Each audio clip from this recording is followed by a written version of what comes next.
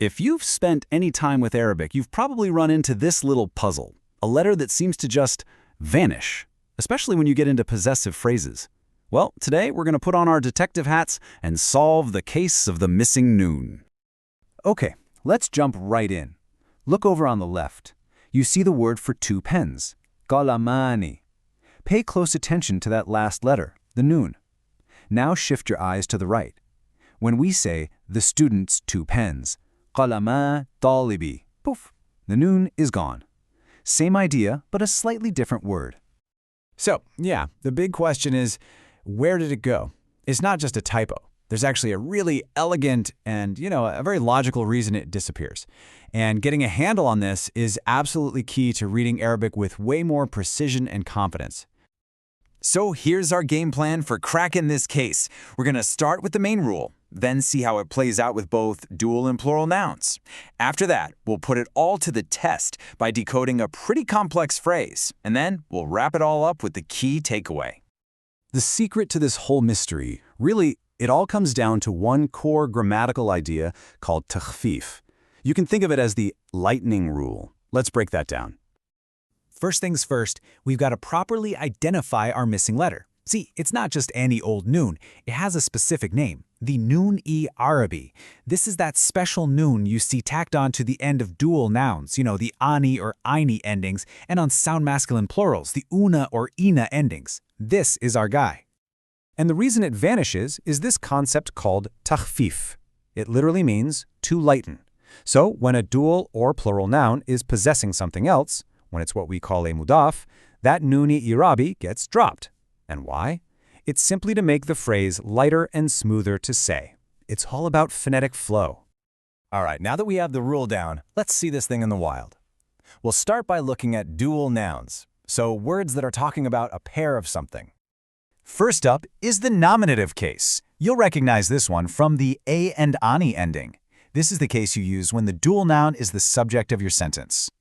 Just look at how cleanly this works. The word for two doormen is bawabani, but when you say the palace's two doormen, bawaba al-Qasri, that nun-e-Arabi just drops right off. Bawabani becomes bawaba. It's a perfect example of just simplifying for pronunciation. So you might be wondering, okay, if the noun is gone, how do I know I'm looking at two of something and not just one? Well, the clue is the letter that gets left behind. That final aleph is your big signal. When you see that at the end of a possessed noun, you know its original form was ani, and that you're dealing with a pair. All right, so what about the other cases, the accusative and genitive, the ones you recognize from the aini ending? They follow the exact same logic. Check it out. Bawabaini becomes bawabay in the phrase inna bawabay al-Qasri. Once again, the noun is dropped to make it sound smoother. The ya is still there, but now you might be thinking, wait a minute, doesn't the plural form also have a ya? How am I supposed to tell them apart? And here is the secret that solves that little puzzle. It all comes down to the vowel on the letter right before the ya. For a dual noun, it's a fetha, that little dash on top. That's your giveaway. That tells you the original word was bawabatani, and not the plural, so you always got to look for that fatha.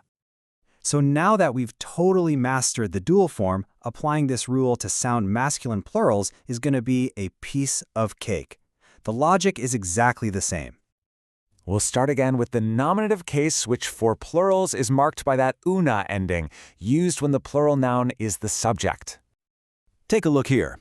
Muslimoona, which means teachers, becomes muallimu when you say the school's teachers.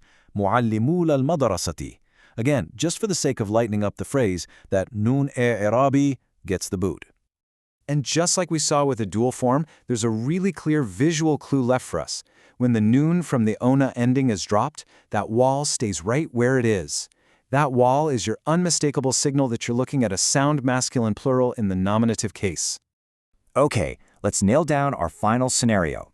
The plural in the accusative and genitive cases, which uses that ina ending. Here we have muhandisina, engineers, becoming muhandisi in the phrase raitu muhandisi al-mashru'i. The noun is dropped, just like we'd expect. And remember how we identified the dual form with a fatha before the ya? Well, for the plural, the identifier is the kasra, that little dash below the line before the ya. And since it was already there in Muhandisina, it makes the whole thing flow perfectly. Okay, so we've got the theory down. Now for the really fun part. Let's put this knowledge into practice and see how it helps us just completely break down a much more complex, multi-layered phrase. Whoa! Okay, at first glance, this sentence looks a little intimidating.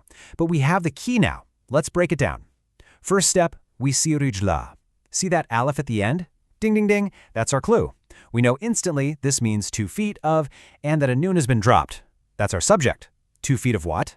Step 2, tiflil muallimati. That's a nested possession, the teacher's child. Step 3, as-saghiri, an adjective meaning the young, which is describing the child. So right now we have the young teacher's child's 2 feet. And finally, step 4, nadifatani, which means are clean. That's our predicate. Spotting that dropped noun in rijla was the absolute first and most critical step to unlocking this whole sentence.